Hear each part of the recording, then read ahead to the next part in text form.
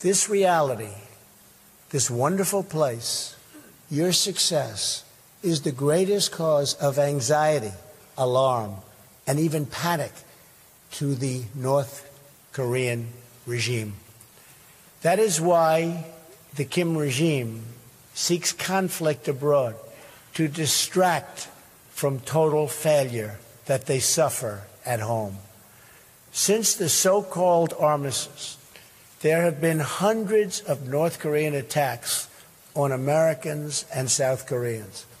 These attacks have included the capture and torture of the brave American soldiers of the USS Pueblo, repeated assaults on American helicopters, and the 1969 drowning of a U.S. surveillance plane that killed 31 American servicemen.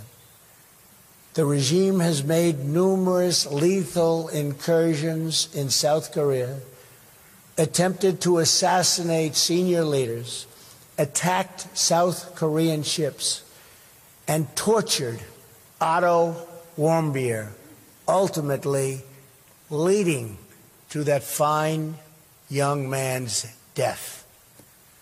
All the while, the regime has pursued nuclear weapons with the deluded hope that it could blackmail its way to the ultimate objective. And that objective, we are not going to let it have. We are not going to let it have. All of Korea is under that spell, divided in half. South Korea will never allow what's going on in North Korea to continue to happen.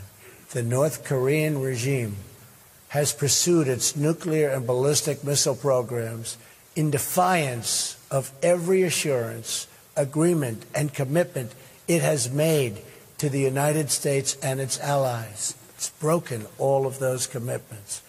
After promising to freeze its plutonium program in 1994, it repeated the benefits of the deal and then immediately continued its illicit nuclear activities. In 2005, after years of diplomacy, the dictatorship agreed to ultimately abandon its nuclear programs and return to the Treaty on Non-Proliferation.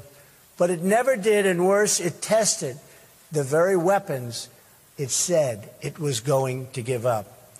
In 2009, the United States gave negotiations yet another chance and offered North Korea the open hand of engagement. The regime responded by sinking a South Korean Navy ship, killing 46 Korean sailors. To this day, it continues to launch missiles over the sovereign territory of Japan and all other neighbors, test nuclear devices, and develop ICBMs to threaten the United States itself. The regime has interpreted America's past restraint as weakness. This would be a fatal miscalculation.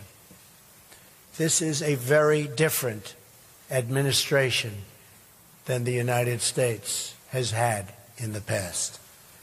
Today, I hope I speak not only for our countries, but for all civilized nations when I say to the North, do not underestimate us and do not try us. We will defend our common security, our shared prosperity, and our sacred liberty. We did not choose to draw here on this peninsula